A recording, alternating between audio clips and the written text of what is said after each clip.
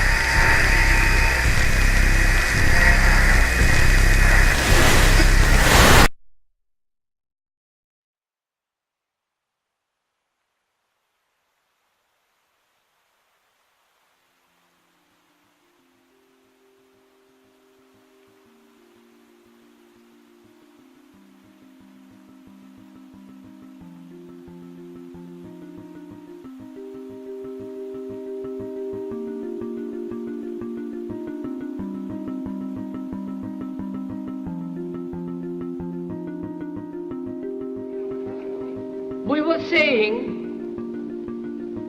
how very important it is to bring about in the human mind the radical revolution. The crisis is a crisis in consciousness, a crisis that cannot anymore accept the old norms, the old patterns, the ancient traditions. And considering what the world is now, with all their misery, conflict, destructive brutality, aggression, and so on, man is still as he was. He's still brutal, violent, aggressive, acquisitive, competitive, and he has built a society along these lines.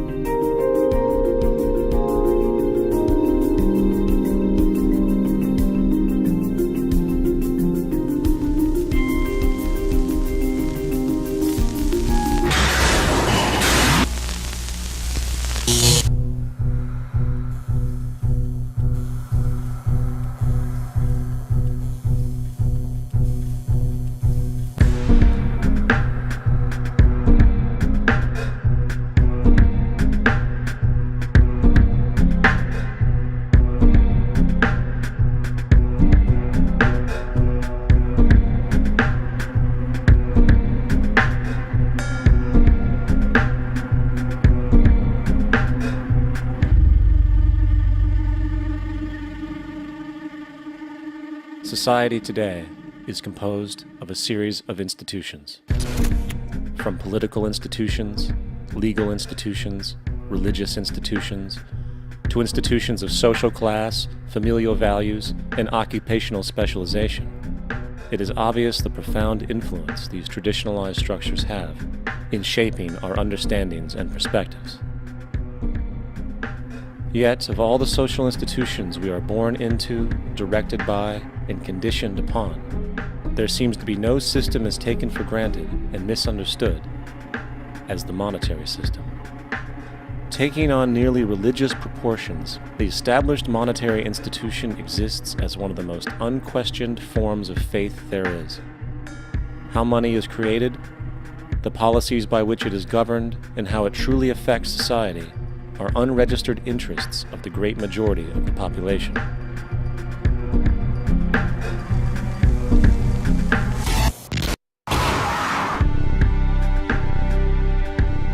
In a world where 1% of the population owns 40% of the planet's wealth, in a world where 34,000 children die every single day from poverty and preventable diseases, and where 50% of the world's population lives on less than $2 a day, one thing is clear: something is very wrong.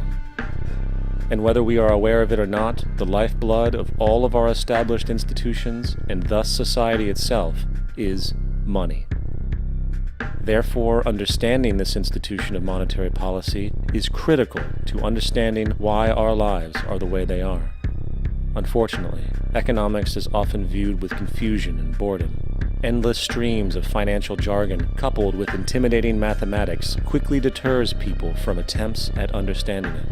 However, the fact is, the complexity associated with the financial system is a mere mask, designed to conceal one of the most socially paralyzing structures humanity has ever endured.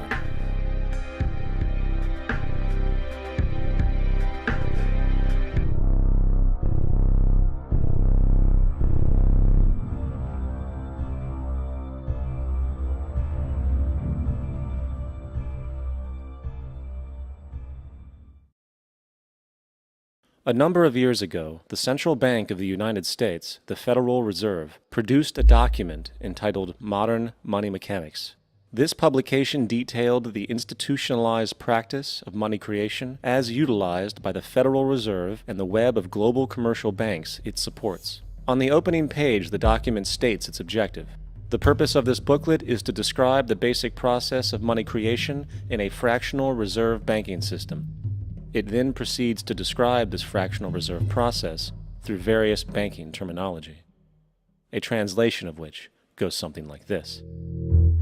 The United States government decides it needs some money, so it calls up the Federal Reserve and requests, say, $10 billion. The Fed replies, saying, sure, we'll buy $10 billion in government bonds from you. So the government takes some pieces of paper, paints some official-looking designs on them, and calls them treasury bonds. Then it puts a value on these bonds to the sum of $10 billion and sends them over to the Fed.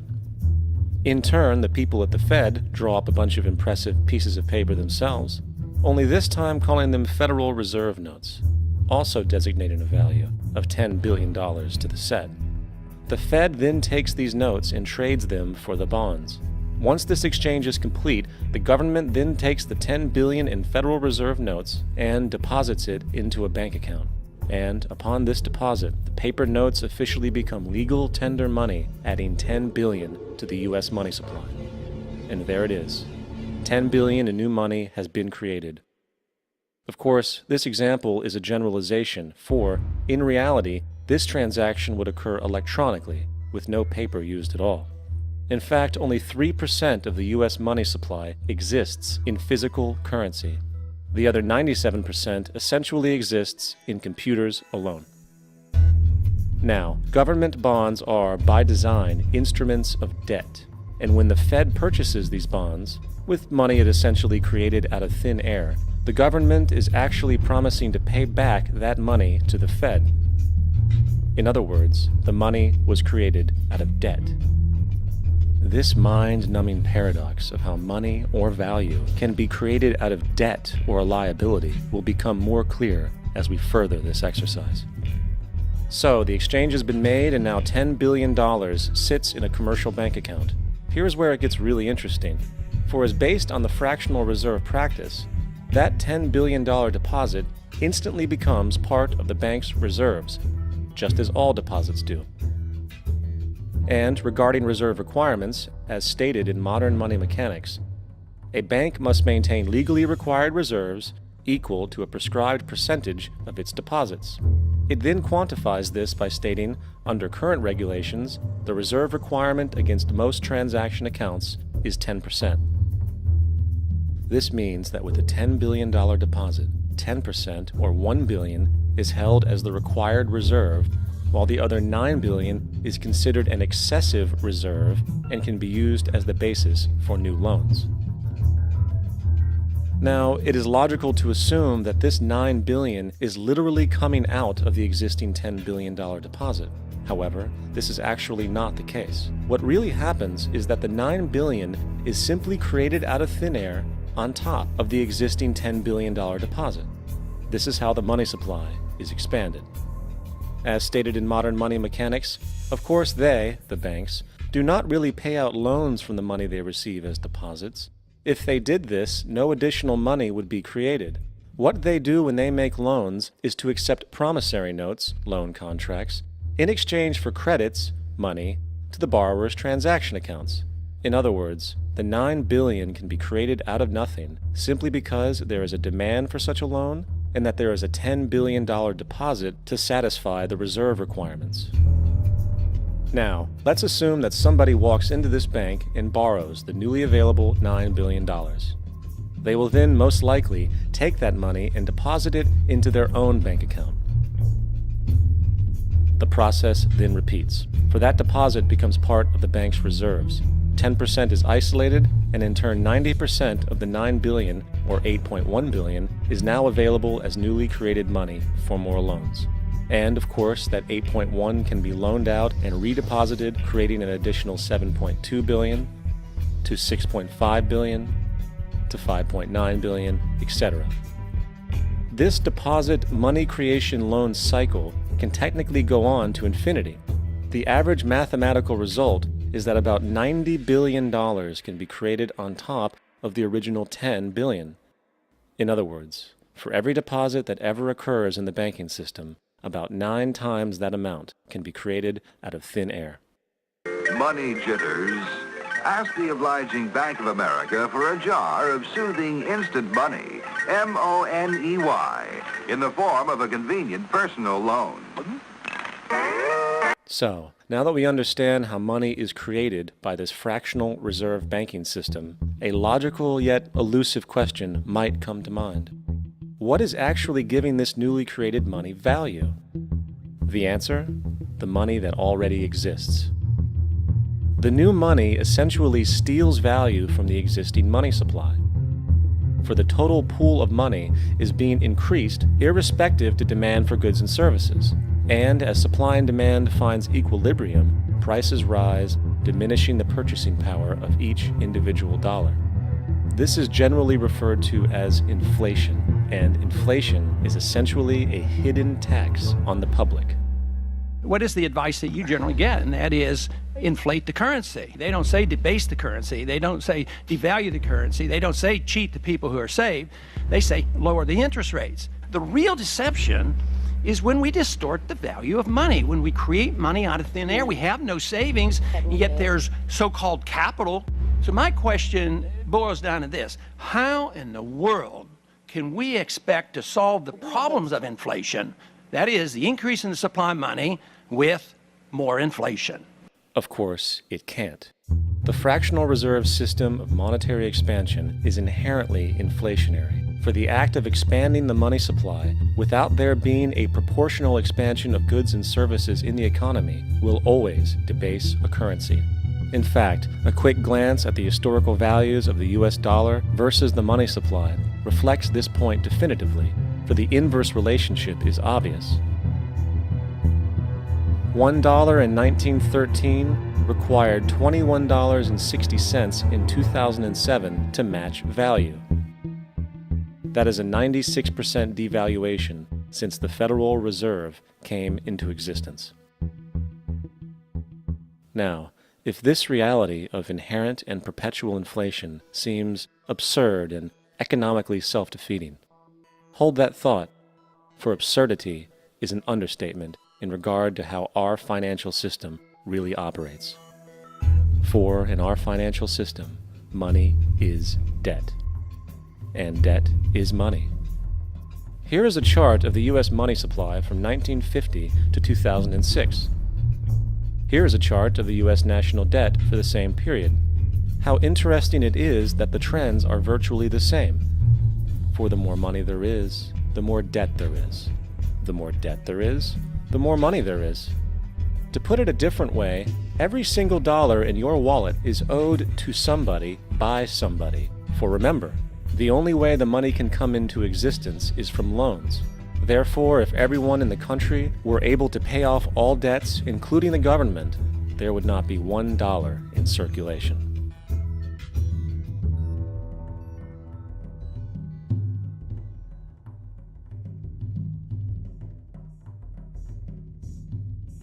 In fact, the last time in American history the national debt was completely paid off was in 1835 after President Andrew Jackson shut down the central bank that preceded the Federal Reserve. In fact, Jackson's entire political platform essentially revolved around his commitment to shut down the central bank, stating at one point, "The bold efforts the present bank has made to control the government are but premonitions of the fate that awaits the American people, should they be deluded into a perpetuation of this institution or the establishment of another like it." Unfortunately, his message was short-lived, and the international bankers succeeded to install another central bank in 1913, the Federal Reserve. And as long as this institution exists, perpetual debt is guaranteed. Now, so far we have discussed the reality that money is created out of debt, through loans.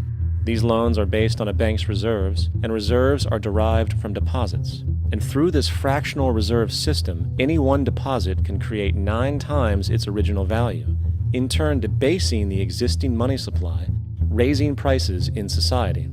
And since all this money is created out of debt and circulated randomly through commerce, people become detached from their original debt, and a disequilibrium exists where people are forced to compete for labor in order to pool enough money out of the money supply to cover their costs of living. As dysfunctional and backwards as all of this might seem, there is still one thing we have omitted from this equation. And it is this element of the structure which reveals the truly fraudulent nature of the system itself: the application of interest. When the government borrows money from the Fed, or when a person borrows money from a bank, it almost always has to be paid back with accrued interest. In other words, almost every single dollar that exists must be eventually returned to a bank with interest paid as well. But if all money is borrowed from the central bank and is expanded by commercial banks through loans, only what would be referred to as the principal is being created in the money supply. So then, where is the money to cover all of the interest that is charged? Nowhere. It doesn't exist. The ramifications of this are staggering, for the amount of money owed back to the banks will always exceed the amount of money that is available in circulation. This is why inflation is a constant in the economy, for new money is always needed to help cover the perpetual deficit built into the system, caused by the need to pay the interest. What this also means is that mathematically, defaults and bankruptcy are literally built into the system, and there will always be poor pockets of society that get the short end of the stick. An analogy would be a game of musical chairs, for once the music stops, somebody is left out to dry. And that's the point. It invariably transfers true wealth from the individual to the banks. For if you are unable to pay for your mortgage, they will take your property. This is particularly enraging when you realize that not only is such a default inevitable due to the fractional reserve practice, but also because of the fact that the money that the bank loaned to you didn't even legally exist in the first place. In 1969, there was a Minnesota court case involving a man named Jerome Daly, who was challenging the foreclosure of his home by the bank which provided the loan to purchase it. His argument was that the mortgage contract required both parties, being he and the bank, each put up a legitimate form of property for the exchange. In legal language, this is called consideration. Mr. Daly explained that the money was, in fact, not the property of the bank, for it was created out of nothing as soon as the loan agreement was signed. Remember what modern money mechanics stated about loans? What they do when they make loans is to accept promissory notes in exchange for credits. Reserves are unchanged by the loan transactions, but deposit credits constitute new additions to the total deposits of the banking system. In other words, the money doesn't come out of their existing assets. the bank is simply inventing it, putting up nothing of its own except for a theoretical liability on paper. As the court case progressed, the bank's president, Mr. Morgan, took the stand, and in the judge's personal memorandum, he recalled that the plaintiff, bank's president, admitted that, in combination with the Federal Reserve Bank, did create the money and credit upon its books by bookkeeping entry. The money and credit first came into existence when they created it. Mr. Morgan admitted that no United States law or statute existed which gave him the right to do this. A lawful consideration must exist and be tendered to support the note. The jury found that there was no lawful consideration, and I agree. He also poetically added, "Only God can create something of value out of nothing." And upon this revelation, the court rejected the bank's claim for foreclosure, and Daley kept his home. The implications of this court decision are immense. For every time you borrow money from a bank, whether it is a mortgage loan or a credit card charge, the money given to you is not only counterfeit, it is an illegitimate form of consideration, and hence voids the contract to repay, for the bank never had the money as property to begin with. Unfortunately, such legal realizations are suppressed and ignored, and the game of perpetual wealth transfer and perpetual debt continues. And this brings us to the ultimate question: why? During the American Civil War, President Lincoln bypassed the high-interest loans offered by the European banks and decided to do what the Founding Fathers advocated, which was to create an independent and inherently debt-free currency. It was called the greenback. Shortly after this measure was taken, an internal document circulated between private British and American banking interests stated, "Slavery is but the owning of labor, and carries with it the care of laborers, while the European plan is that capital shall control labor by controlling wages. This can be done by controlling the money. It will not do to allow the greenback, as we cannot control that." The fractional reserve policy perpetrated by the Federal Reserve, which has spread in practice to the great majority of banks in the world, is, in fact, a system of modern slavery. Think about it. Money is created out of debt. And what do people do when they are in debt? They submit to employment to pay it off. But if money can only be created out of loans, how can society ever be debt-free? It can't. And that's the point. And it is the fear of losing assets coupled with the struggle to keep up with the perpetual debt and inflation inherent in the system, compounded by the inescapable scarcity within the money supply itself, created by the interest that can never be repaid, that keeps the wage slave in line, running on the hamster wheel with millions of others, in effect powering an empire that truly benefits only the elite at the top of the pyramid. For, at the end of the day, who are you really working for? The banks. Money is created in a bank and invariably ends up in a bank. They are the true masters, along with the corporations and governments they support. Physical slavery requires people to be housed and fed. Economic slavery requires people to feed and house themselves. It is one of the most ingenious scams for social manipulation ever created, and at its core, it is an invisible war against the population. Debt is the weapon used to conquer and enslave societies, and interest is its prime ammunition.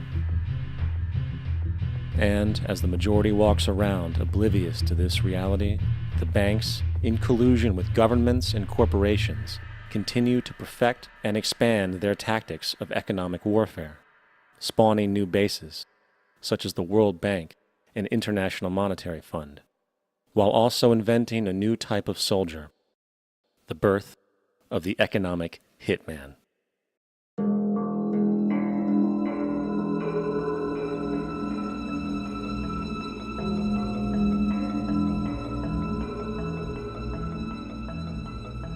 We economic hitmen really have been the ones responsible for creating this first truly global empire. And we work many different ways.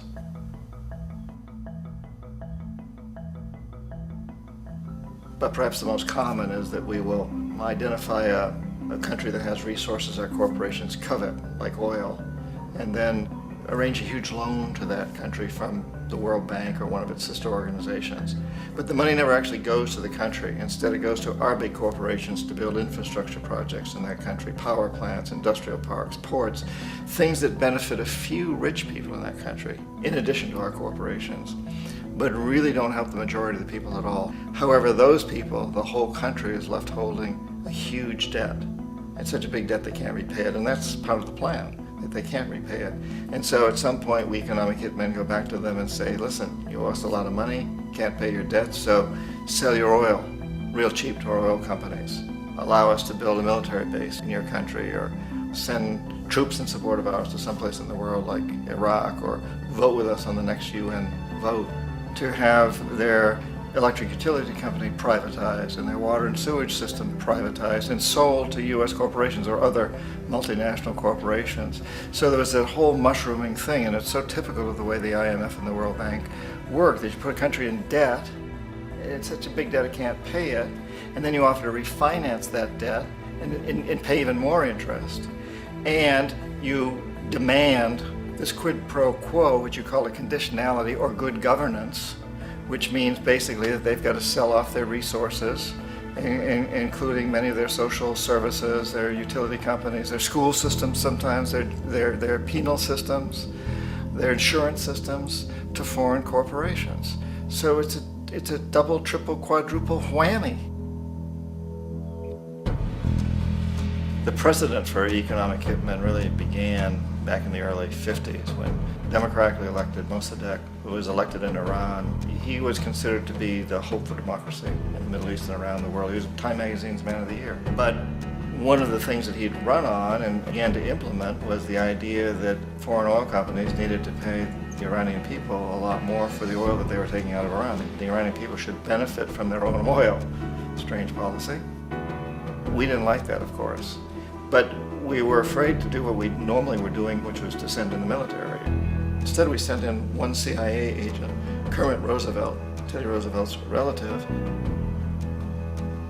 And Kermit went in with a few $1 million and was very, very effective and efficient. And in a short amount of time, he managed to get Mossadegh overthrown and brought in the Shah of Iran to replace him, who always was favorable to oil.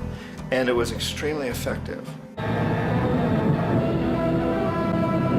Bombs overflow Tehran. Army officers shout that Mossadegh has surrendered and his regime as virtual dictator of Iran is ended. Pictures of the Shah are paraded through the streets as sentiment reverses. The Shah is welcomed home. So back here in the United States, in Washington, people looked around and said, wow, that was easy and cheap. So this established a whole new way of manipulating countries, of creating empire. The only problem with Roosevelt was that he was a card-carrying CIA agent, and had he been caught, the ramifications could have been pretty serious. So very quickly at that point, the decision was made to use private consultants to channel the money through the World Bank or the IMF or one of the other such agencies, to bring in people like me who worked for private companies, so that if we got caught, there would be no governmental ramifications.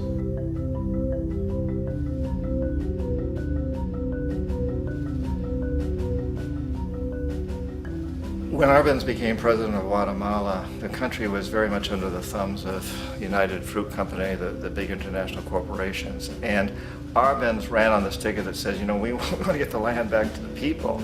And once he took power, he was implementing policies that would do exactly that, give land rights back to the people.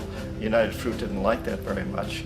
And so they hired a public relations firm, launched a huge campaign in the United States to convince the United States people, the citizens of the United States, and the press of the United States, and the Congress of the United States, that Arbenz was a Soviet puppet, and that if we allowed him to stay in power, the Soviets would have a foothold in this hemisphere. And that at that point in time was a huge fear on everybody's mind, the Red Terror, the communist terror.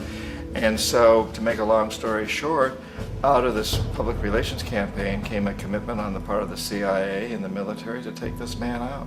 And in fact, we did. We sent in planes, we sent in soldiers, we sent in jackals, we sent everything in to take him out, and did take him out.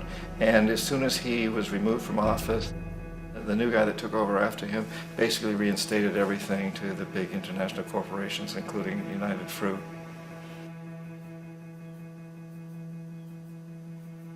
Ecuador for many, many years had been ruled by pro-US dictators, often relatively brutal. Then it was decided that they were going to have a truly democratic election. Jaime Roldos ran for office, and his main goal, he said, as president would be to make sure that Ecuador's resources were used to help the people.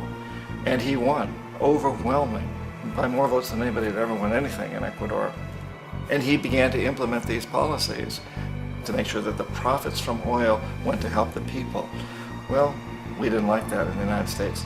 I was sent down as one of several economic hitmen to change Roldos, to corrupt him, to bring him around, to let him know, okay, you can get very rich, you and your family, if you play our game, but if you continue to try to keep these policies you've promised, you're going to go. He wouldn't listen. He was assassinated. As soon as the plane crashed, the whole area was cordoned off. The only people allowed in were U.S. military from a nearby base and some of the Ecuadorian military. When an investigation was launched, 2 of the key witnesses died in car accidents before they had a chance to testify. A lot of very, very strange things that went on around the assassination of Jaime Roldos. I, like most people who've really looked at this case, have absolutely no doubt that it was an assassination. And of course, in my position as an economic hitman, I was always expecting something to happen to Jaime, whether it be a coup or assassination, I wasn't sure, but that he would be taken down because he was not being corrupted. He would not allow himself to be corrupted the way we wanted to corrupt him.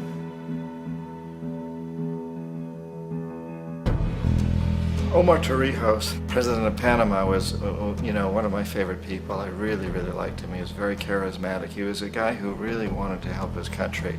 And when I tried to bribe him or corrupt him, he said, look, John, he called me Juanito. He said, look, Juanito, I don't need the money. What I really need is for my country to be treated fairly. I need for the United States to repay the debts that you owe my people for all the destruction you've done here. I need to be in a position where I can help other Latin American countries win their independence and be free of this terrible presence from the north that you people are exploiting us so badly. I need to have the Panama Canal back in the hands of the Panamanian people. That's what I want. And so, leave me alone. Don't try to bribe me. It was 1981, and in May, Jaime Roldos was assassinated. And Omar was very aware of this. Torrijos got his family together and he said, I'm probably next, but it's okay because I've done what I came here to do. I've renegotiated the canal. The canal will now be in our hands. He just finished negotiating the treaty with Jimmy Carter. In June of that same year, just a couple of months later, he also went down in an airplane crash, which there's no question was executed by CIA-sponsored jackals. Tremendous amount of evidence that one of Torrijos' security guards handed him at the last moment as he was getting on the plane a tape recorder, a small tape recorder that contained a bomb.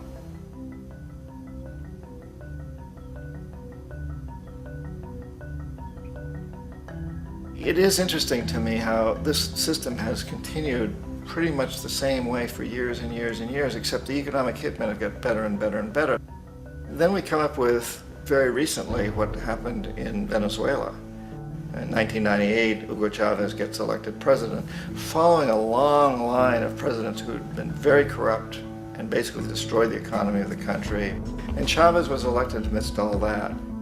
Chavez stood up to the United States, and he's done it primarily demanding that Venezuelan oil be used to help the Venezuelan people.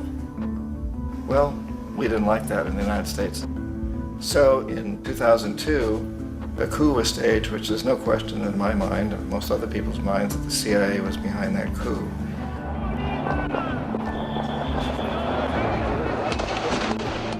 The way that coup was fomented was very reflective of what Kermit Roosevelt had done in Iran, of paying people to go out into the streets to riot, to protest, to say this Chavez is very unpopular. You know, if you can get a few thousand people to do that, television can make it look like it's the whole country, and things start to mushroom. Except in the case of Chavez, he was smart enough, and the people were so strongly behind him that they overcame it, which was a phenomenal moment in the history of Latin America.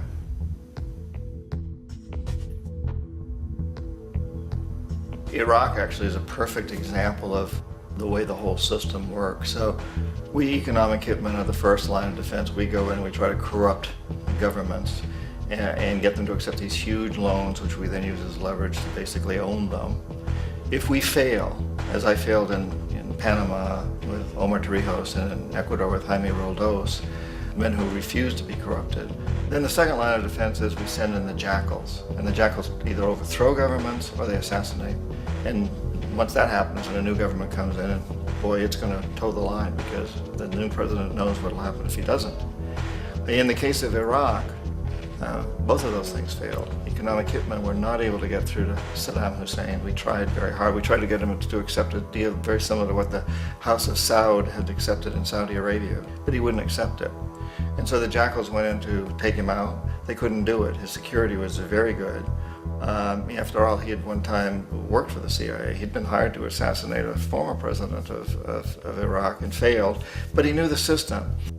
So in '91, we send in the troops and we take out the Iraqi military. So we assume at that point that Saddam Hussein is going to come around. We could have taken him out, of course, at that time, but we didn't want to. He's the kind of strong man we like. He controls his people. We thought he could control the Kurds and keep the Iranians in their border and keep pumping oil for us. And then once we took out his military, now he's going to come around. So the economic hitmen go back in the 90s without success. If they'd had success, he'd still be running the country. We'd be selling him all the fighter jets he wants and everything else he wants. But they couldn't, they didn't have success. The jackals couldn't take him out again, so we sent the military in once again, and this time we did the complete job and took him out, and in the process created for ourselves some very, very lucrative construction deals. We had to reconstruct a country that we'd essentially destroyed, which is a pretty good deal if you own construction companies, big ones. So, you know, Iraq shows the three stages. The economic hitmen failed there, the jackals failed there, and as a final measure, the military goes in. And in that way, we've really created an empire, but we've done it very, very subtly. It's clandestine. All the empires of the past were built on the military, and everybody knew they were building them. So that the British knew they were building them, the French, the Germans, the Romans, the Greeks. And they were proud of it, and they always had some excuse like spreading civilization, spreading some religion, something like that. But they knew they were doing it. We don't. The majority of the people in the United States have no idea that we're living off the benefits of a clandestine empire, that today there's more slavery in the world than ever before. And then you have to ask yourself, well, if it's an empire, then who's the emperor? Obviously, our presidents of the United States are not emperors. An emperor is someone who's not elected, doesn't serve a limited term, and doesn't report to anyone, essentially. So you can't classify our presidents that way. But we do have what I consider to be the equivalent of the emperor, and it's what I call the corporatocracy. The corporatocracy is this group of individuals who run our biggest corporations, and they really act as the emperor of this empire. They control our media, either through direct ownership or advertising. They control most of our politicians because they finance their campaigns, either through their corporations or through personal contributions that come out of the corporations. They're not elected, they don't serve a limited term, they don't report to anybody. And at the very top of the corporatocracy, you really can't tell whether a person's working for a private corporation or the government because they're always moving back and forth. So, you know, you've got a guy who one moment is the president of a big construction company like Halliburton, and the next moment he's vice president of the United States, or the president who is in the oil business. And this is true whether you've got Democrats or Republicans in the office. You have them moving back and forth through the revolving door. And in a way, our government is invisible a lot of the time, and its policies are carried out by our corporations on one level or another. And then again, the policies of the government are basically forged by the corporatocracy and then presented to the government. They become government policies. So it's an incredibly cozy relationship. This isn't a conspiracy theory type of thing. These people don't have to get together and plot to do things. They all basically work under one primary assumption, and that is that they must maximize profits regardless of the social and environmental costs.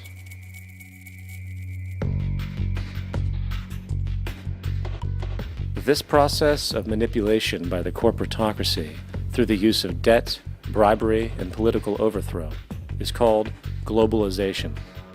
Just as the Federal Reserve keeps the American public in a position of indentured servitude through perpetual debt, inflation, and interest, the World Bank and IMF serve this role on a global scale. The basic scam is simple. Put a country in debt either by its own indiscretion or through corrupting the leader of that country, then impose conditionalities or structural adjustment policies, often consisting of the following. Currency devaluation. When the value of a currency drops, so does everything valued in it. This makes indigenous resources available to predator countries at a fraction of their worth. Large funding cuts for social programs. These usually include education and healthcare, compromising the well-being and integrity of the society, leaving the public vulnerable to exploitation. Privatization of state-owned enterprises. This means that socially important systems can be purchased and regulated by foreign corporations for profit. For example, in 1999, the World Bank insisted that the Bolivian government sell the public water system of its third largest city to a subsidy of the U.S. corporation Bechtel. As soon as this occurred, water bills for the already impoverished local residents skyrocketed. It wasn't until after a full-blown revolt by the people that the Bechtel contract was nullified. Then there is trade liberalization, or the opening up of the economy through removing any restrictions on foreign trade. This allows for a number of abusive economic manifestations, such as transnational corporations bringing in their own mass-produced products, undercutting the indigenous production and ruining local economies. An example is Jamaica, which, after accepting loans and conditionalities from the World Bank, lost its largest cash crop markets due to competition with Western imports. Today, countless farmers are out of work, for they are unable to compete with the large corporations. Another variation is the creation of numerous seemingly unnoticed, unregulated, inhumane sweatshop factories, which take advantage of the imposed economic hardship. Additionally, due to production deregulation, environmental destruction is perpetual, as a country's resources are often exploited by the indifferent corporations while outputting large amounts of deliberate pollution. The largest environmental lawsuit in the history of the world today is being brought on behalf of 30,000 Ecuadorian Amazonian people against Texaco, which is now owned by Chevron. So today it's against Chevron, but for activities conducted by Texaco. Estimated to be more than 18 times what the Exxon Valdez dumped into the coast of Alaska. In the case of Ecuador, it wasn't an accident. The oil companies did it intentionally. They knew they were doing it to save money out there rather than arranging for proper disposal. Furthermore, a cursory glance at the performance record of the World Bank reveals that the institution, which publicly claims to help poor countries develop and alleviate poverty, has done nothing but increase poverty and the wealth gap, while corporate profits soar. In 1960, the income gap between the fifth of the world's people in the richest countries versus the fifth in the poorest countries was 30 to 1. By 1998, it was 74 to 1. While global GNP rose 40% between 1970 and 1985, those in poverty actually increased by 17%. While from 1985 to 2000, those living on less than $1 a day increased by 18%. Even the Joint Economic Committee of the U.S. Congress admitted that there is a mere 40% success rate of all World Bank projects. In the late 1960s, the World Bank intervened in Ecuador with large loans. During the next 30 years, poverty grew from 50% to 70%. Under or unemployment grew from 15 to 70%. Public debt increased from 240 million to 16 billion, while the share of resources allocated to the poor went from 20% to 6%. In fact, by the year 2000, 50% of Ecuador's national budget had to be allocated for paying its debts. It is important to understand the World Bank is, in fact, a U.S. bank, supporting U.S. interests. For the United States holds veto power over decisions, as it is the largest provider of capital. And where did it get this money? You guessed it. It made it out of thin air through the fractional reserve banking system. Of the world's top 100 economies, as based on annual GDP, 51 are corporations, and 47 of that 51 are U.S.-based.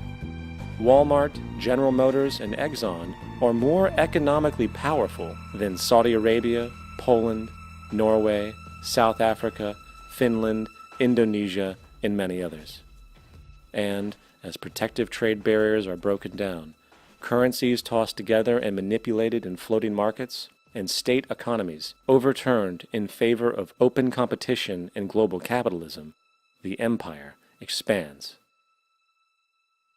You get up on your little 21-inch screen and howl about America and democracy. There is no America. There is no democracy. There is only IBM and ITT and AT&T and DuPont, Dow, Union Carbide, and Exxon. Those are the nations of the world today. What do you think the Russians talk about in their councils of state? Karl Marx? They get out their linear programming charts, statistical decision theories, Minimax solutions, and compute the price-cost probabilities of their transactions and investments, just like we do. We no longer live in a world of nations and ideologies, Mr. Beale. The world is a college of corporations, inexorably determined by the immutable bylaws of business. The world is a business, Mr. Beale.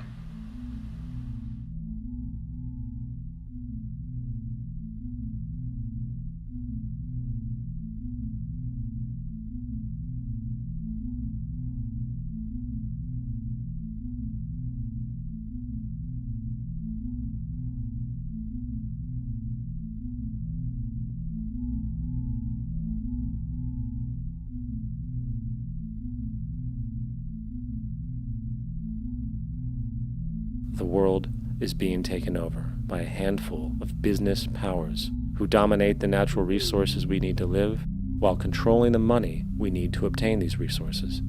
The end result will be world monopoly, based not on human life, but financial and corporate power.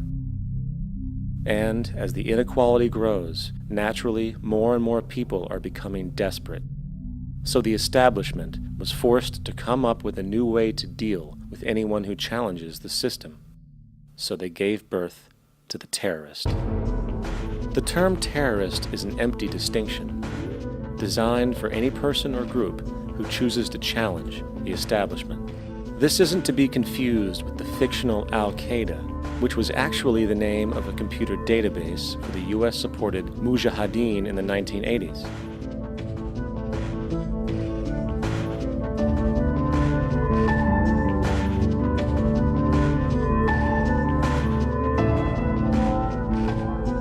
In 2007, the Department of Defense received $161.8 billion for the so-called global war on terrorism. According to the National Counterterrorism Center, in 2004, roughly 2,000 people were killed internationally due to supposed terrorist acts. Of that number, 70 were American. Using this number as a general average, which is extremely generous, it is interesting to note that twice as many people die from peanut allergies a year than from terrorist acts.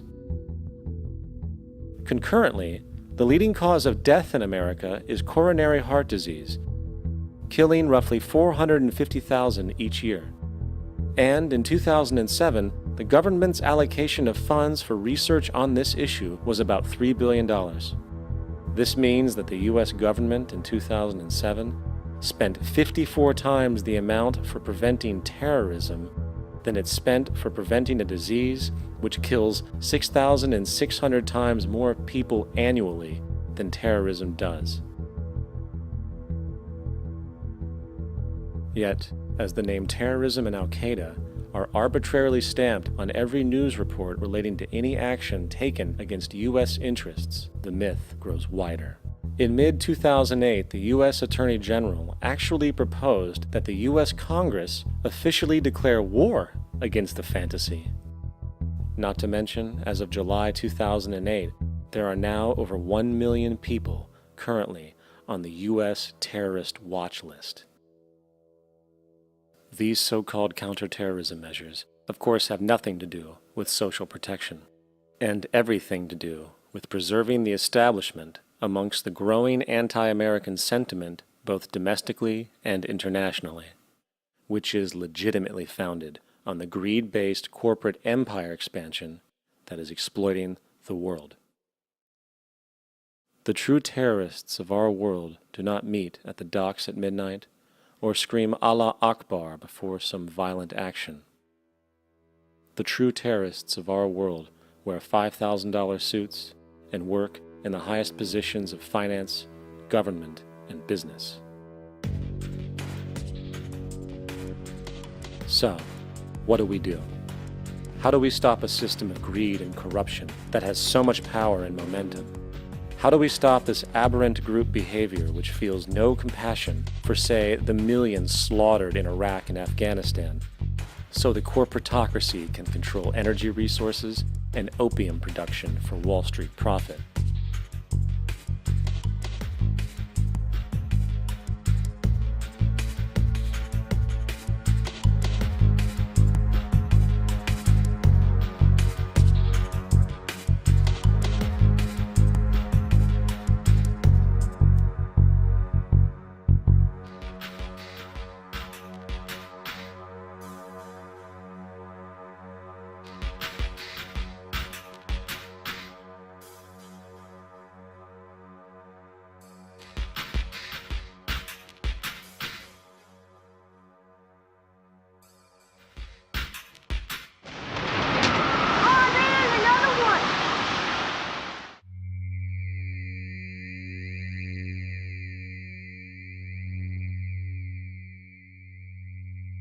How do we stop a system of greed and corruption that condemns poor populations to sweatshop slavery for the benefit of Madison Avenue?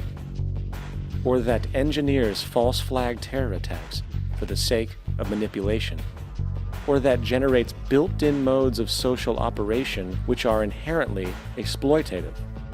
Or that systematically reduces civil liberties and violates human rights in order to protect itself from its own shortcomings? How do we deal with the numerous covert institutions, such as the Council on Foreign Relations, the Trilateral Commission, and the Bilderberg Group, and other undemocratically elected groups which, behind closed doors, collude to control the political, financial, social, and environmental elements of our lives?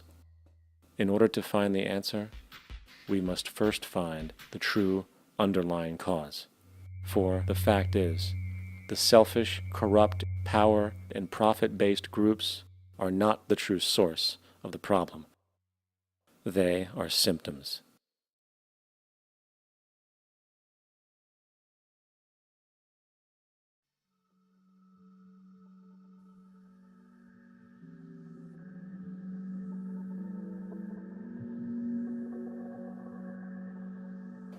My name is Jock Fresco. I'm an industrial designer and a social engineer. I'm very much interested in society and developing a system that might be sustainable for all people. First of all, the word corruption is a monetary invention. That aberrant behavior that's disruptive to the well-being of people, Well, you're dealing with human behavior. And human behavior appears to be environmentally determined, meaning if you were raised by the Seminole Indians as a baby, never saw anything else, you'd hold that value system. And this goes for nations, it goes for individuals, for families. They try to indoctrinate their children to their particular faith and their country and make them feel like they're part of that. And they build a society which they call established. They establish a workable point of view and tend to perpetuate that, whereas all societies are really emergent, not established. And so they fight new ideas that would interfere with the establishment. Governments try to perpetuate that which keeps them in power. People are not elected to political office to change things. They're put there to keep things the way they are. So you see, the basis of corruption is in our society. Let me make it clear. All nations then are basically corrupt because they tend to uphold existing institutions. I don't mean to uphold or downgrade all nations, but communism, socialism, fascism, the free enterprise system, and all other subcultures are the same. They are all basically corrupt. The most fundamental characteristic of our social institutions is the necessity for self-preservation. Whether dealing with a corporation, a religion, or a government, the foremost interest is to preserve the institution itself. For instance, the last thing an oil company would ever want is the utilization of energy that was outside of its control, for it makes that company less relevant to society.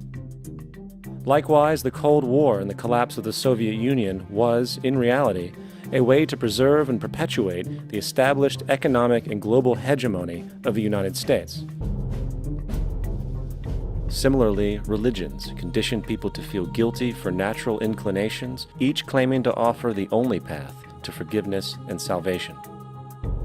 At the heart of this institutional self-preservation lies the monetary system, for it is money that provides the means for power and survival. Therefore, just as a poor person might be forced to steal in order to survive, it is a natural inclination to do whatever is needed to continue an institution's profitability.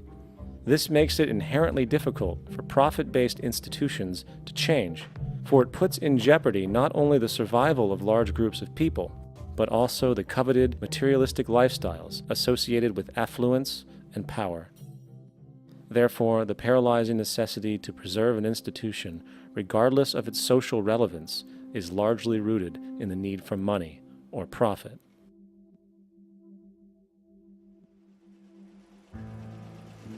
What's in it for me is why people think. And so if a man makes money selling a certain product, naturally he's going to fight the existence of another product that may threaten his institution. Therefore, people cannot be fair, and people do not trust each other. A guy will come over to you and say, I got just the house you're looking for. He's a salesman. When a doctor says, I think your kidney has to come out, I don't know if he's trying to pay off a yacht or whether my kidney has to come out. It's hard in a monetary system to trust people. If you came into my store and I said, this lamp that I've got is pretty good, but the lamp next door is much better, I wouldn't be in business very long. It wouldn't work. If I were ethical, it wouldn't work. So when you say industry cares for people, that's not true. They can't afford to be ethical. So your system is not designed to serve the well-being of people. If you still don't understand that, there would be no outsourcing of jobs if they cared about people. Industry does not care. They only hire people because it hasn't been automated yet. So don't talk about decency and ethics.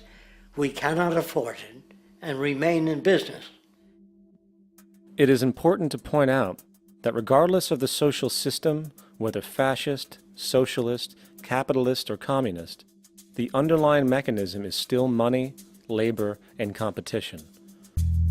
Communist China is no less capitalistic than the United States. The The only difference is the degree by which the state intervenes in enterprise. The reality is that monetaryism, so to speak, is the true mechanism that guides the interests of all the countries on the planet. The most aggressive and hence dominant variation of this monetaryism is the free enterprise system. The fundamental perspective, as put forth by early free market economists like Adam Smith, is that self-interest in competition leads to social prosperity, as the act of competition creates incentive, which motivates people to persevere.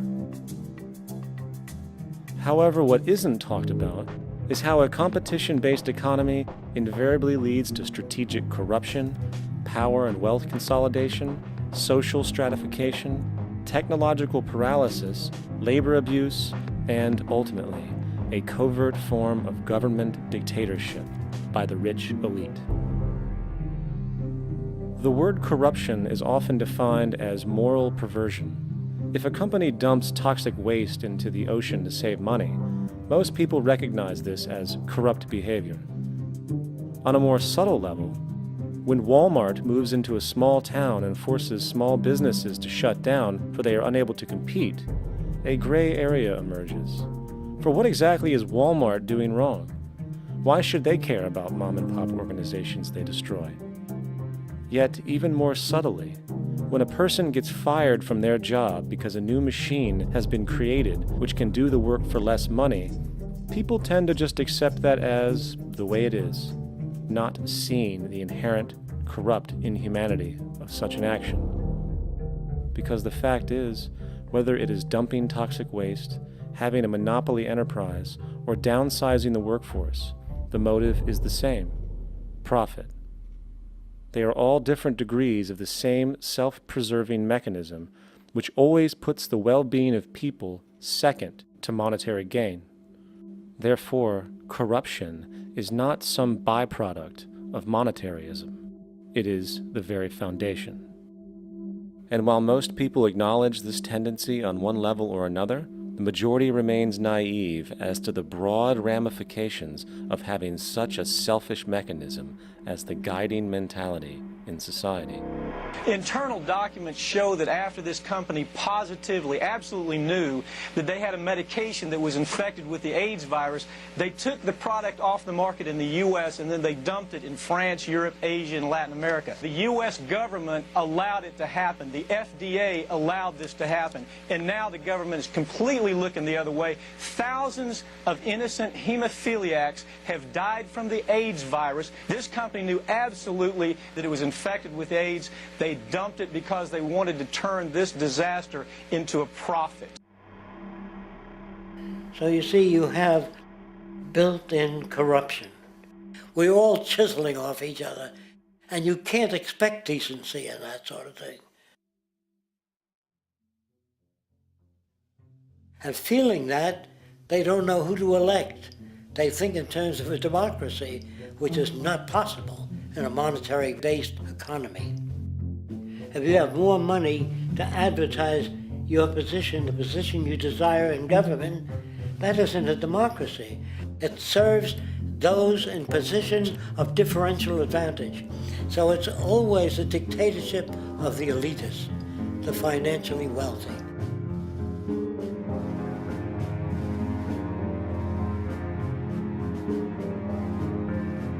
It is an interesting observation to note how seemingly unknown personalities magically appear on the scene as presidential candidates. Then, before you know it, somehow you are left to choose from a small group of extremely wealthy people who suspiciously have the same broad social view. Obviously, it's a joke. The people placed on the ballot are done so because they have been pre-decided to be acceptable by the established financial powers who actually run the show.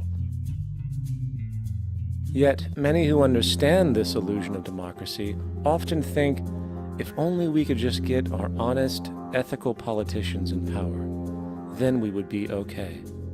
Well, while this idea, of course, seems reasonable in our established-oriented worldview, it is, unfortunately, another fallacy.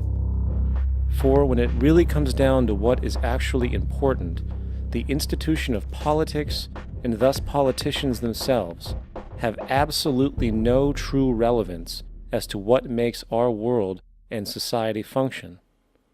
It's not politicians that can solve problems. They have no technical capabilities.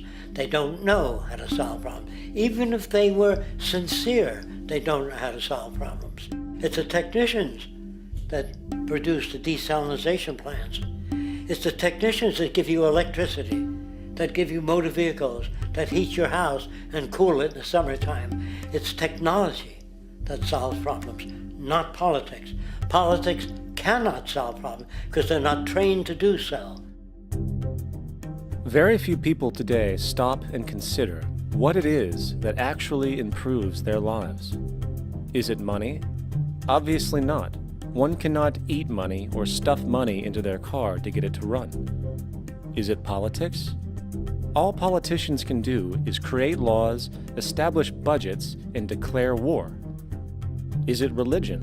Of course not. Religion creates nothing except intangible emotional solace for those who require it. The true gift that we as human beings have, which has been solely responsible for everything that has improved our lives, is technology. What is technology? Technology is a pencil which allows one to solidify ideas on paper for communication.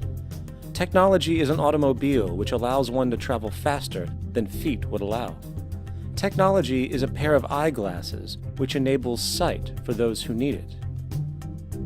Applied technology itself is merely an extension of human attributes which reduces human effort, freeing humans from a particular chore or problem.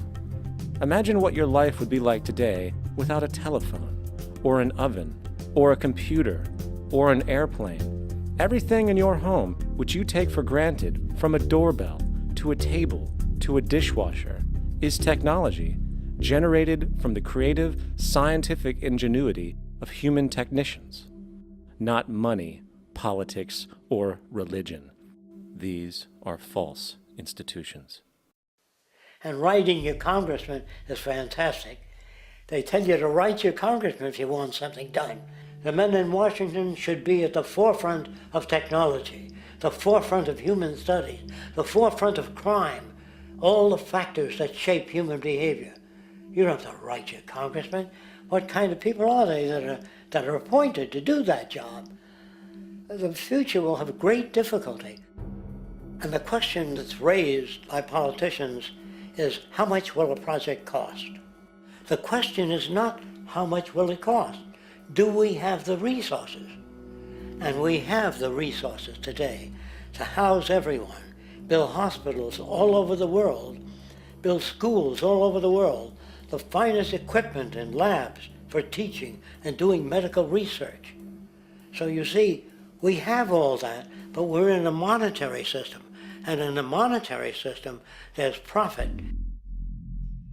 And what is the fundamental mechanism that drives the profit system besides self-interest? What is it exactly that maintains that competitive edge at its core? Is it high efficiency and sustainability? No, that isn't part of their design. Nothing produced in our profit-based society is even remotely sustainable or efficient. If it was, there wouldn't be a multi-million-dollar-a-year service industry for automobiles. Nor would the average lifespan for most electronics be less than 3 months before they're obsolete. Is it abundance? Absolutely not. Abundance, as based on the laws of supply and demand, is actually a negative thing. If a diamond company finds 10 times the usual amount of diamonds during their mining, it means the supply of diamonds has increased, which means the cost and profit per diamond drops. The fact is, efficiency, sustainability, and abundance are enemies of profit. To put it into a word, it is the mechanism of scarcity that increases profits. What is scarcity? Based on keeping products valuable. Slowing up production on oil raises the price. Maintaining scarcity of diamonds keeps the price high. They burn diamonds at the Kimberley diamond mines. They're made of carbon. That keeps the price up. So then, what does it mean for society when scarcity, either produced naturally or through manipulation, is a beneficial condition for industry. It means that sustainability and abundance will never ever occur in a profit system, for it simply goes against the very nature of the structure. Therefore, it is impossible to have a world without war or poverty. It is impossible to continually advance technology to its most efficient and productive states. And, most dramatically, it is impossible to expect human beings to behave in truly ethical or decent ways.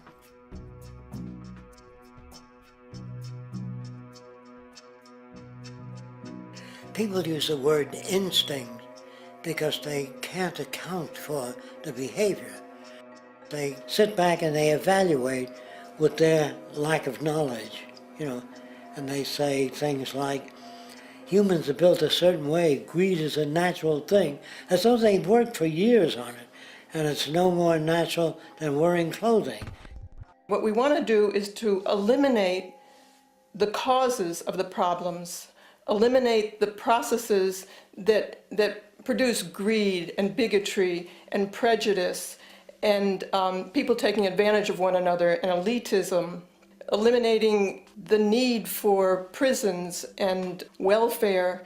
We have always had these problems because we have always lived within scarcity and barter and monetary systems that produce scarcity. If you eradicate the conditions that generate what you call socially offensive behavior, it does not exist. The guy said, well, isn't that inborn? No, it's not. There is no human nature, there's human behavior, and that's always been changed throughout history. You're not born with bigotry and greed and corruption and hatred. You pick that up within the society. War, poverty, corruption, hunger, misery, human suffering will not change in a monetary system. That is, there'll be very little significant change. It's going to take the redesign of our culture, our values, and it has to be related to the carrying capacity of the earth, not some human opinion or some politician's notions of the way the world ought to be, or some religious notions of the conduct of human affairs. And that's what the Venus Project is about. The society that we're about to talk about is a society that is free of all the old superstitions, incarceration, prisons, police, cruelty, and law. All laws will disappear, and the professions will disappear that are no longer valid, such as stockbrokers, bankers, advertising, gone forever, because it's no longer relevant. When we understand that it is technology devised by human ingenuity which frees humanity and increases our quality of life, we then realize that the most important focus we can have is on the intelligent management of the Earth's resources. For it is from these natural resources we gain the materials to continue our path of prosperity. Understanding this, we then see that money fundamentally exists as a barrier to these resources, for virtually everything has a financial cost. And why do we need money to obtain these resources? Because of real or assumed scarcity. We don't usually pay for air and tap water because it is in such high abundance, selling it would be pointless. So then, logically speaking, if resources and technologies applicable to creating everything in our societies, such as houses, cities, and transportation, were in high enough abundance, there would be no reason to sell anything. Likewise, if automation and machinery was so technologically advanced as to relieve human beings of labor, there would be no reason to have a job. And with these social aspects taken care of, there would be no reason to have money at all. So the ultimate question remains: do we on Earth have enough resources and technological understanding to create a society of such abundance that everything we have now could be available without a price tag and without the need for submission through employment? Yes, we do.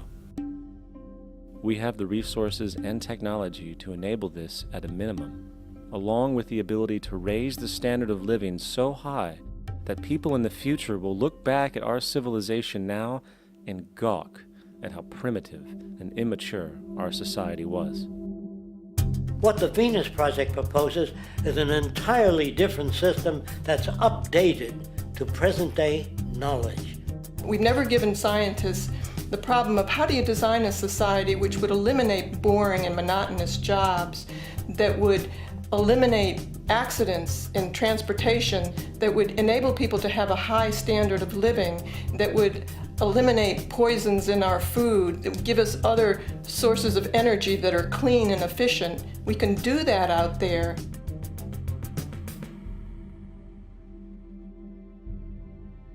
The major difference between a resource-based economy and a monetary system is that a resource-based economy is really concerned with people and their well-being, where a monetary system has become so distorted that the concerns of the people are really secondary, if they're there at all. The products that are turned out are for how much money you can get. If there is a problem in society and you can't earn money from solving that problem, then it won't be done. The resource-based economy is really not close to anything that's been tried. And with all our technology today, we can create abundance. It could be used to improve everyone's lifestyle. Abundance all over the world if we use our technology wisely and maintain the environment. It's a very different system, and it's very hard to talk about because the public is not that well enough informed as to the state of technology.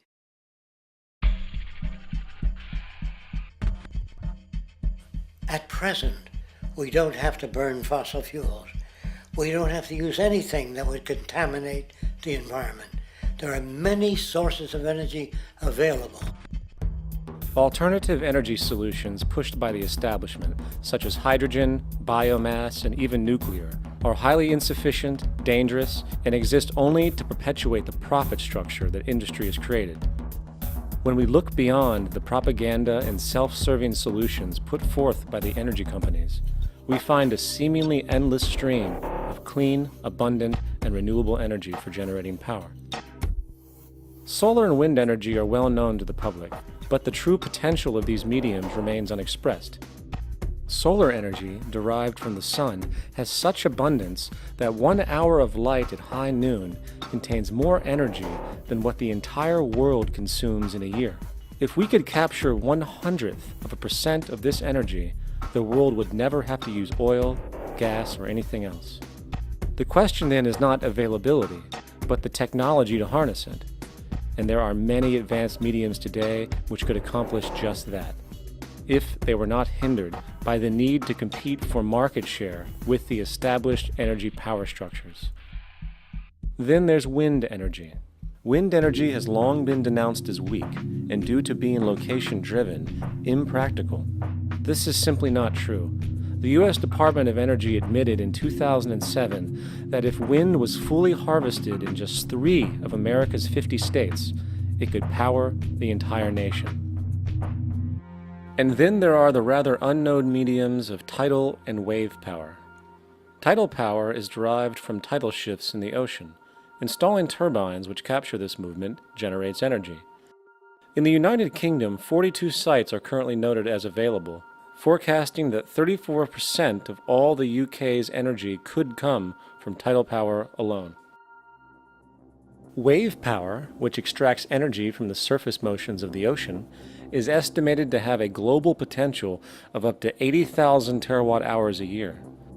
This means 50% of the entire planet's energy usage could be produced from this medium alone. Now, it is important to point out that tidal, wave, solar, and wind power requires virtually no preliminary energy to harness, unlike coal, oil, gas, biomass, hydrogen, and all the others. In combination, these 4 mediums alone, if efficiently harnessed through technology, could power the world forever. That being said, there happens to be another form of clean, renewable energy which trumps them all: geothermal power. Geothermal energy utilizes what is called heat mining, which, through a simple process using water, is able to generate massive amounts of clean energy. In 2006, an MIT report on geothermal energy found that 13,000 zettajoules of power are currently available in the Earth, with the possibility of 2,000 zettajoules being easily tappable with improved technology. The total energy consumption of all the countries on the planet is about half of a zettajoule a year. This means about 4,000 years of planetary power could be harnessed in this medium alone. And when we understand that the Earth's heat generation is constantly renewed, this energy is really limitless and could be used forever. These energy sources are only a few of the clean, renewable mediums available, and as time goes on, we will find more. The grand realization is that we have total energy abundance without the need for pollution, traditional conservation, or in fact, a price tag. And what about transportation? The prevailing means of transportation in our societies is by automobile and aircraft, both of which predominantly need fossil fuels to run. In the case of the automobile, the battery technology needed to power an electric car that can go over 100 miles an hour for over 200 miles on one charge exists, and has existed for many years. However, due to battery patents controlled by the oil industry, which limits their availability to maintain market share, coupled with political pressure from the energy industry, the accessibility and affordability of this technology is limited. There is absolutely no reason other than pure, corrupt profit interest that every single vehicle in the world cannot be electric and utterly clean, with zero need for gasoline. As far as airplanes, it is time we realize that this means of travel is inefficient, cumbersome, slow, and causes far too much pollution. This is a maglev train. It uses magnets for propulsion. It is fully suspended by a magnetic field and requires less than 2% of the energy used for plane travel. The train has no wheels, so nothing can wear out. The current maximum speed of versions of this technology, as used in Japan, is 361 miles per hour. However, this version of the technology is very dated. An organization called ET3, which has connections with the Venus Project, has established a tube-based maglev that can travel up to 4,000 miles per hour in a motionless, frictionless tube, which can go over land or underwater. Imagine going from LA to New York for an extended lunch break, or from Washington, D.C. to Beijing, China in 2 hours. This is the future of continental and intercontinental travel, fast, clean, with only a fraction of the energy usage we use today for the same means. In fact, between maglev technology, advanced battery storage, and geothermal energy, there would be no reason to ever burn fossil fuels again. And we can do this now if we were not held back by the paralyzing profit structure. Now, America is inclined toward fascism. It has a propensity by its dominant philosophy and religion to uphold the fascist point of view. American industry is essentially a fascist institution. If you don't understand that, the minute you punch that time clock, you walk into a dictatorship. We're given notions about the respectability of work, and I really look at it as being paid slavery. They're brought up to believe that you shall earn your living by the sweat of your brow. That holds people back, freeing people from drudgery, repetitive jobs which make them ignorant. You rob them. In our society, that is a resource-based economy, machines free people. You see, we can't imagine that because we've never known that kind of world.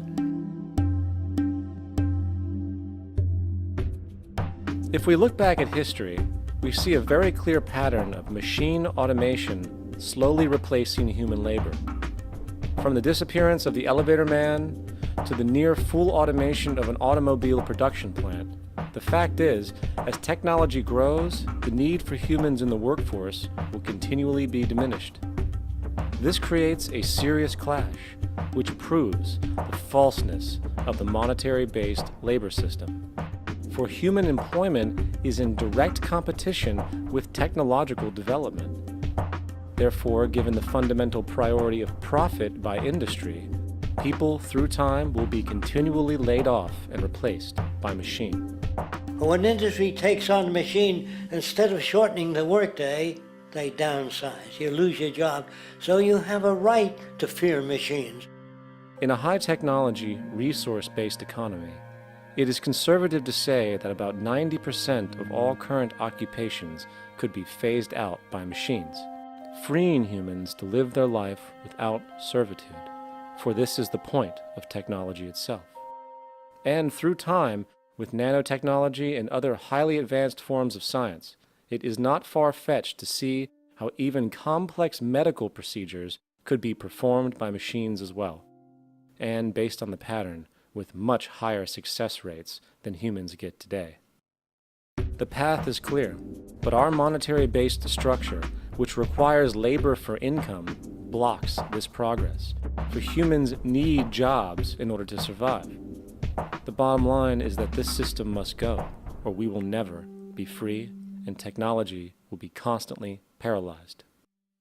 We have machines that clean out sewers. It frees a human being from doing that. So look at machines as extensions of human performance.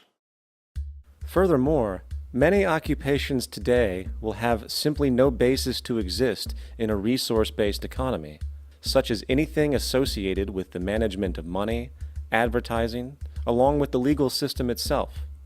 For without money, a great majority of the crimes that are committed today would never occur.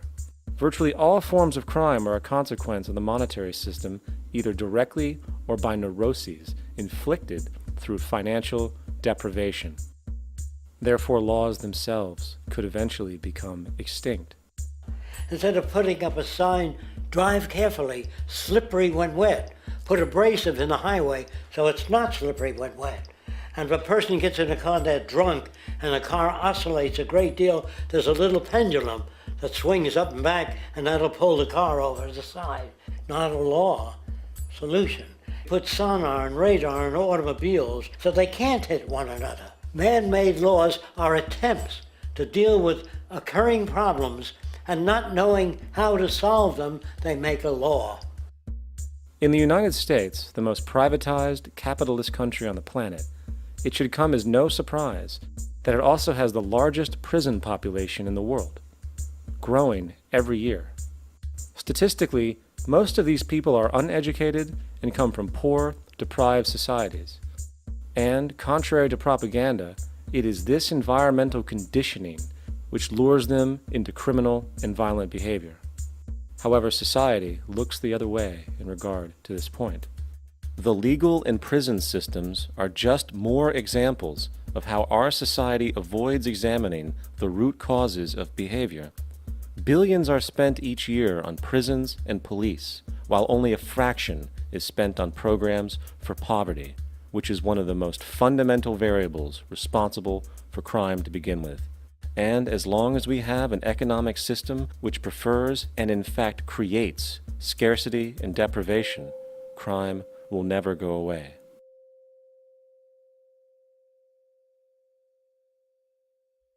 If people have access to the necessities of life without servitude, debt, barter, trade, they behave very differently. You want all these things available without a price tag. Now then, you gotta have a price tag. Well, what'll motivate people? Man gets everything he wants, he just lay around in the sun. This is the myth they perpetuate. People in our culture are trained to believe that the monetary system produces incentive. If they have access to things, why should they want to do anything?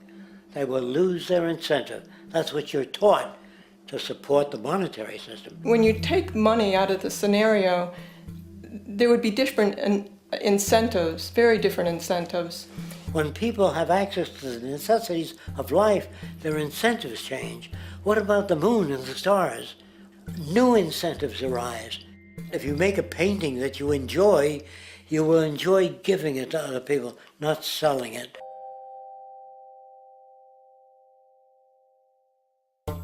I think most of the education that I've seen today is essentially producing a person for a job. It's very specialized. They're not generalists. People don't know a lot about a lot of different subjects. I don't think you could get people to go to war if they knew a lot about a lot of things. I think education is mostly rote, and they're not taught how to solve problems. They're not given the tools, emotionally or within their own field, of how to do critical thinking. A resource-based economy, the education would be very different. Our society's major concern is mental development and to motivate each person to their highest potential. Because our philosophy is the smarter people are, the richer the world, because everybody becomes a contributor. The smarter your kids are, the better my life will be, because they'll be contributing more constructively to the environment and to my life, because everything that we devise within a resource-based economy would be applied to society. There would be nothing to hold it back. Patriotism, weapons, armies, navies, all that is a sign that we're not civilized yet. Kids will ask their parents, didn't you see the necessity of the machines? Dad, couldn't you see that war was inevitable when you produce scarcity? Isn't it obvious? Of course the kid will understand that you were pinheads, raised merely to serve the established institutions. We're such an abominable, sick society that we won't make the history book. They just say that large nations took land from smaller nations, used force and violence. You'll get history talked about as corrupt behavior all the way along until the beginning of the civilized world. That's when all the nations work together. World unification, working toward common good for all human beings, and without anyone being subservient to anyone else, without social stratification, whether it be technical elitism or any other kind of elitism, eradicated from the face of the earth. The state does nothing because there is no state. There is no state. The system I advocate, a resource-based global economy, is not perfect. It's just a lot better than what we have. We can never achieve perfection.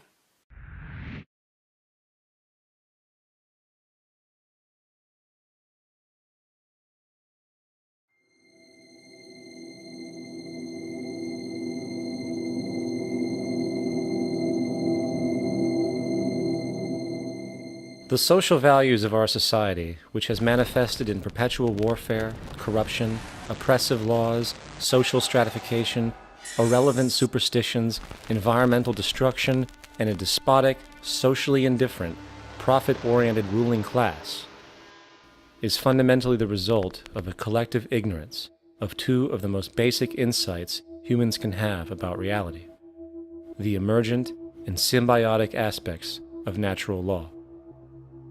The emergent nature of reality is that all systems, whether it is knowledge, society, technology, philosophy, or any other creation, will, when uninhibited, undergo fluid, perpetual change. What we consider commonplace today, such as modern communication and transportation, would have been unimaginable in ancient times. Likewise, the future will contain technologies, realizations, and social structures that we cannot even fathom in the present.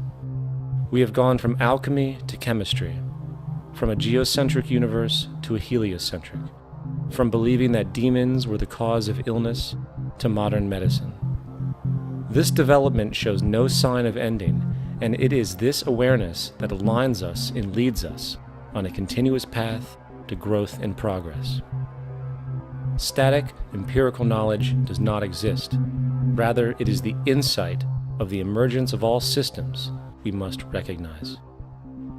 This means we must be open to new information at all times, even if it threatens our current belief system and hence identities. Sadly, society today has failed to recognize this, and the established institutions continue to paralyze growth by preserving outdated social structures. Simultaneously, the population suffers from a fear of change, for their conditioning assumes a static identity, and challenging one's belief system usually results in insult and apprehension, for being wrong is erroneously associated with failure, when, in fact, to be proven wrong should be celebrated, for it is elevating someone to a new level of understanding, furthering awareness. The fact is, there is no such thing as a smart human being, for it is merely a matter of time before their ideas are updated, changed, or eradicated. And this tendency to blindly hold on to a belief system, sheltering it from new, possibly transforming information, is nothing less than a form of intellectual materialism. The monetary system perpetuates this materialism not only by its self-preserving structures, but also through the countless number of people who have been conditioned into blindly and thoughtlessly upholding these structures, therefore becoming self-appointed guardians of the status quo. Sheep, which no longer need a sheepdog to control them, for they control each other by ostracizing those who step out of the norm. This tendency to resist change and uphold existing institutions for the sake of identity, comfort, power, and profit is completely unsustainable and will only produce further imbalance, fragmentation, distortion, and invariably, destruction. It's time to change. From hunters and gatherers to the agricultural revolution to the industrial revolution, the pattern is clear. It is time for a new social system which reflects the understandings we have today. The monetary system is a product of a period of time where scarcity was a reality. Now, with the age of technology, it is no longer relevant to society. Gone with the aberrant behavior it manifests. Likewise, dominant worldviews, such as theistic religion, operate with the same social irrelevancy.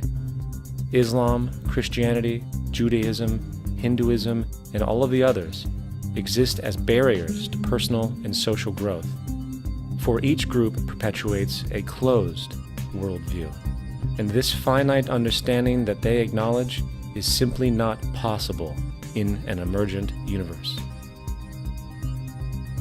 Yet, religion has succeeded in shutting down the awareness of this emergence by instilling the psychological distortion of faith upon its followers, where logic and new information is rejected in favor of traditionalized, outdated beliefs. The concept of God is really a method of accounting for the nature of things. In the early days, people didn't know enough about how things formed, how nature worked, so they invented their own little stories. And they made God in their own image. A guy that gets angry. When people don't behave right, he creates floods and earthquakes. They say it's an act of God. A cursory glance at the suppressed history of religion reveals that even the foundational myths themselves are emergent culminations, developed through influence over time. For example, a cardinal doctrine of the Christian faith is the death and resurrection of Christ. This notion is so important that the Bible itself states, "And if Christ be not risen, then is our preaching vain, and your faith is also vain." Yet it is very difficult to take this account literally, for not only is there no primary source denoting this supernatural event in secular history, awareness of the enormous number of pre-Christian saviors who also died and were resurrected immediately puts the story in mythological territory by association. Early church figures such as Tertullian went to great lengths to break these associations, even claiming that the devil caused the similarities to occur, stating in the 2nd century, "The devil, whose business is to pervert the truth, mimics the exact circumstance of the divine sacraments. He baptizes his believers and promises forgiveness of sins. He celebrates the oblation of bread and brings in the symbol of the resurrection. Let us therefore acknowledge the craftiness of the devil, who copied certain things of those that be divine." What is truly sad, however, is that when we cease the idea that the stories from Christianity, Judaism, Islam, and all the others are literal history, and accept them for what they really are, which are purely allegorical expressions derived from many faiths, we see that all religions share a common thread, and it is this unifying imperative that needs to be recognized and appreciated. Religious belief has caused more fragmentation and conflict than any other ideology. Christianity alone has 34,000 different subgroups. The Bible is subject to interpretation. When you read it, you say, I think Jesus meant this. I think Job meant that. Oh no, he meant this. So you have the Lutheran, the Seventh-day Adventist, the Catholic, and a church divided is no church at all. And a church divided is no church at all. And this point on division, which is a trademark of all theistic religions, brings us to our second failure of awareness, the false assumption of separation through the rejection of the symbiotic relationship of life.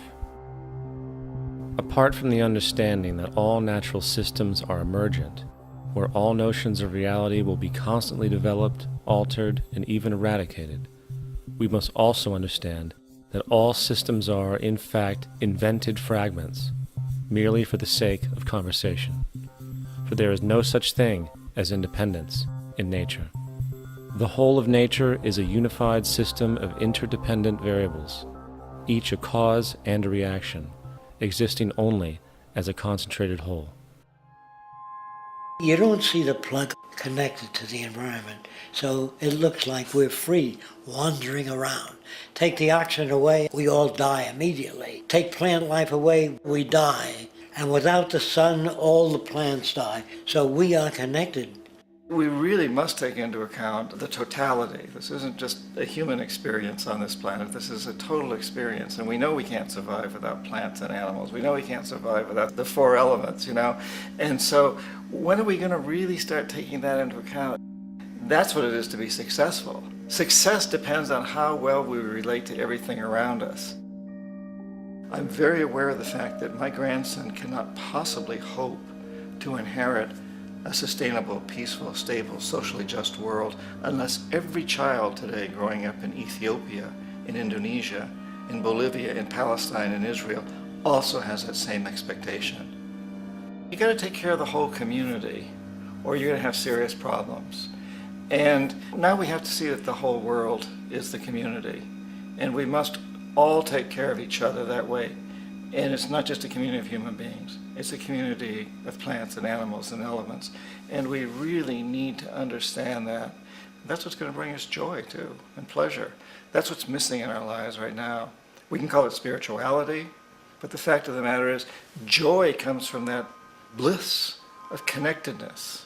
That's our God spirit. That's that side of ourselves that really feels it. And you can feel it deep inside you. It's this amazing, wonderful feeling. And you know it when you get it. You don't get it from money. You get it from connection. Now, if that isn't a hazard to this country, how are we going to keep building nuclear weapons? You know what I mean? What's going to happen to the arms industry when we realize we're all one? It's going to fuck up the economy. The economy that's fake anyway. The economy that's fake anyway. The economy that's fake anyway. The economy that's fake anyway. The economy that's fake anyway. Which would be a real bummer. You can see why the government's cracking down on the idea of experiencing unconditional love.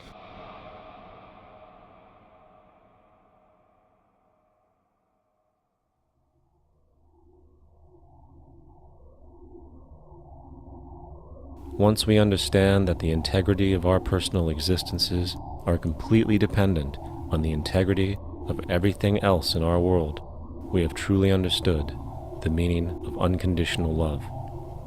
For love is extensionality, and seeing everything as you and you as everything can have no conditionalities.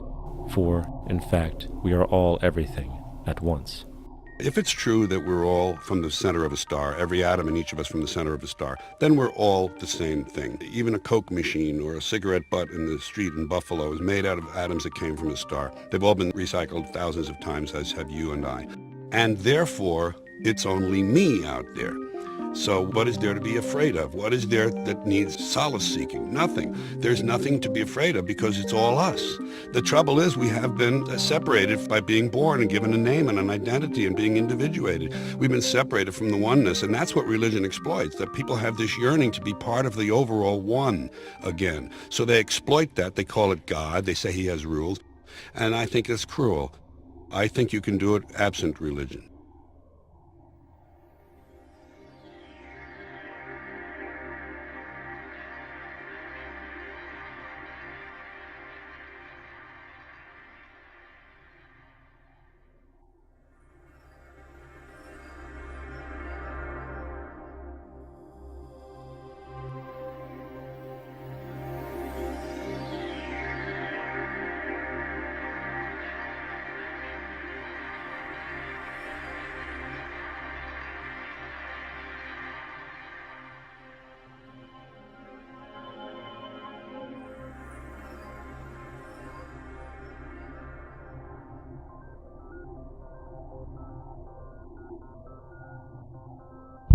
It's time to claim the unity our outmoded social systems have broken apart, and work together to create a sustainable global society where everyone is taken care of and everyone is truly free.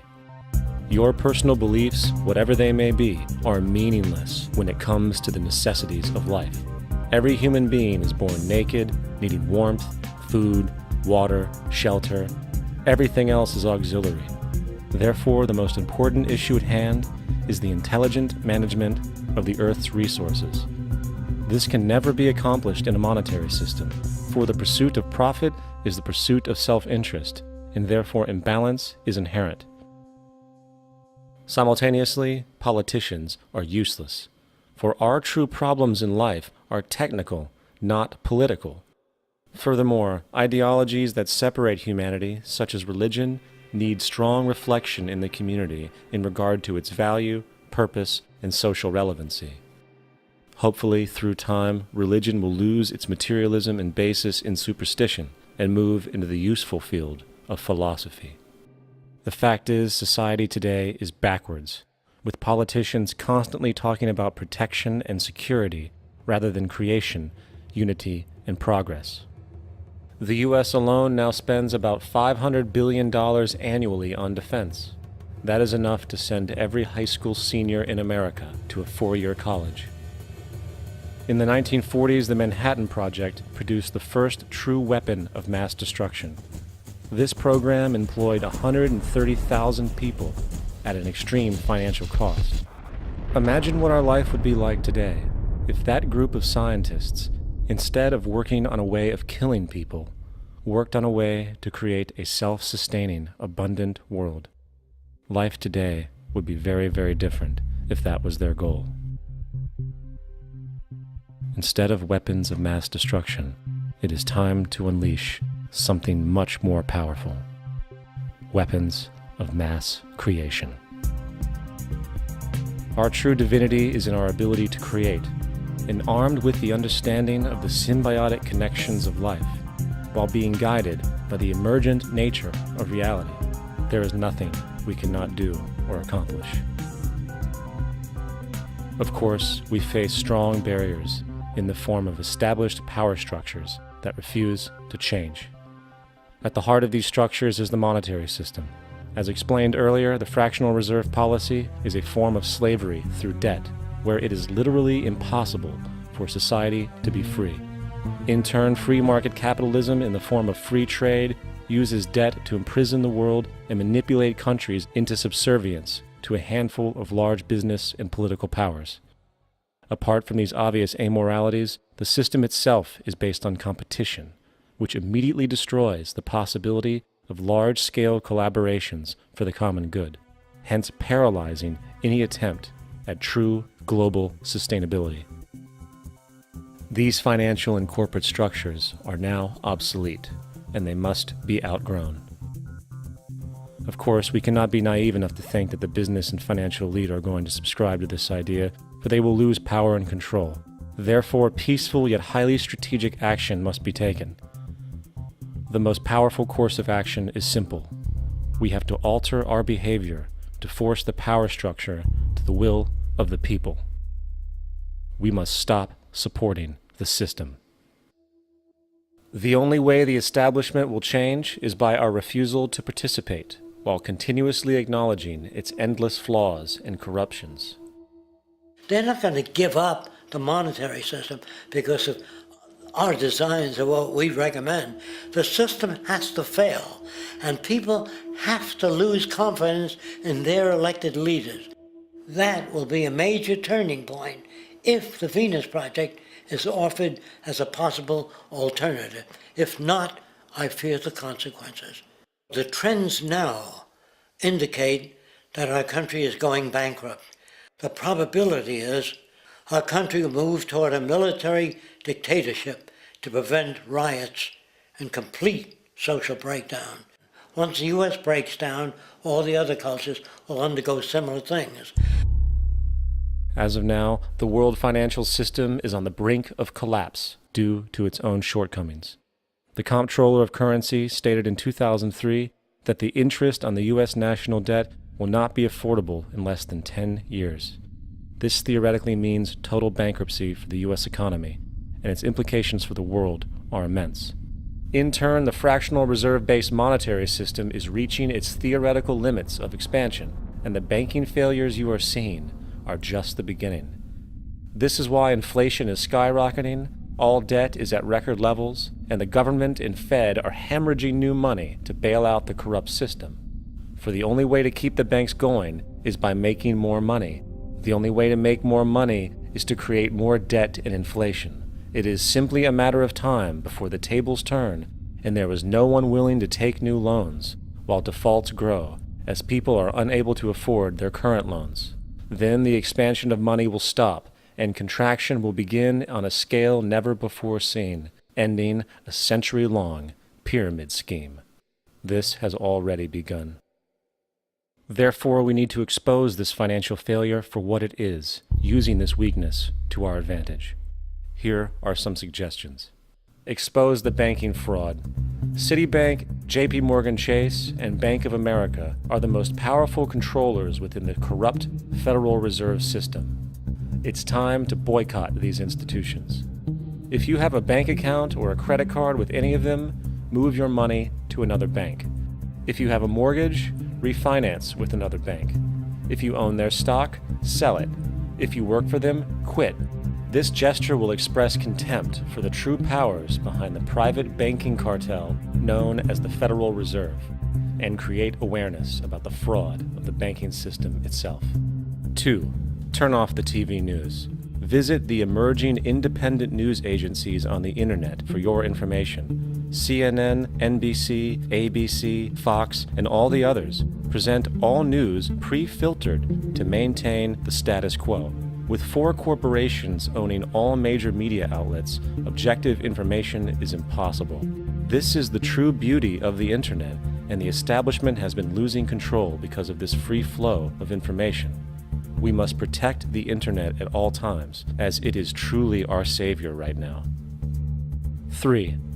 Don't ever allow yourself, your family, or anyone you know to ever join the military. This is an obsolete institution now used exclusively for maintaining an establishment that is no longer relevant. U.S. soldiers in Iraq work for U.S. corporations, not the people. Propaganda forces us to believe that war is natural and the military is an honorable institution. Well, if war is natural, why are there 18 suicides every single day by American veterans who have post-traumatic stress disorder? If our military men and women are so honored, why is it that 25% of the American homeless population are veterans? 4. Stop supporting the energy companies. If you live in a detached house, get off the grid. Investigate every means of making your home self-sustainable with clean energy.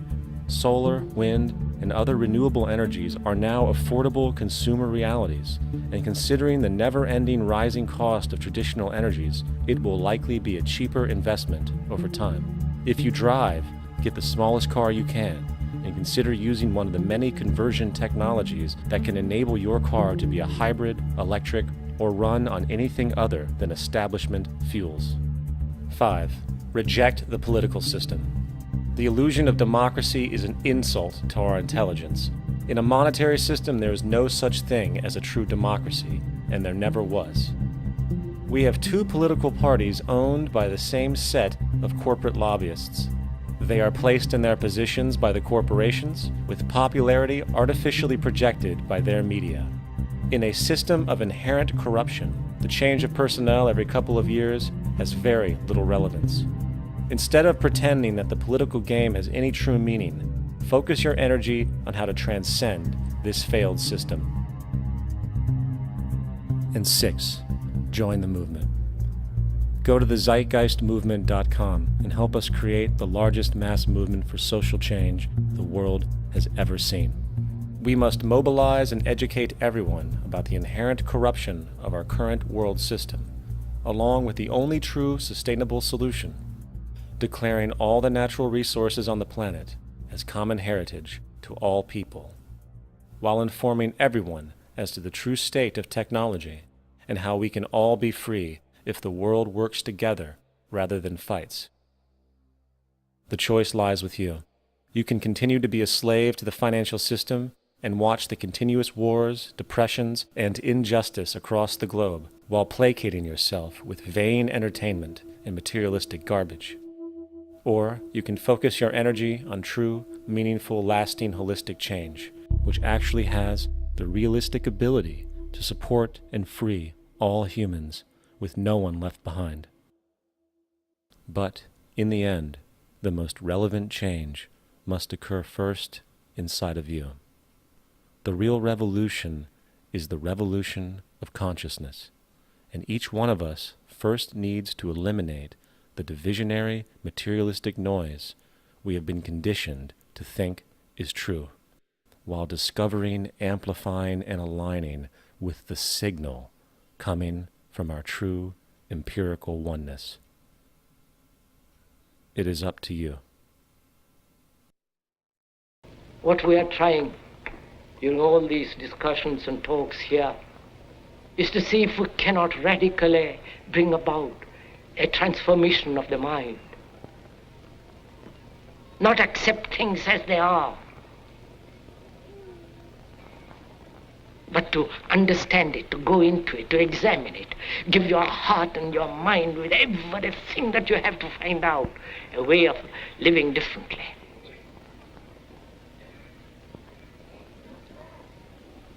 But that depends on you and not somebody else. Because in this there is no teacher, no pupil, there is no leader, there is no guru, there is no master, no savior. You yourself are the teacher and the pupil, you are the master, you are the guru, you are the leader. You are everything. And to understand is to transform what is.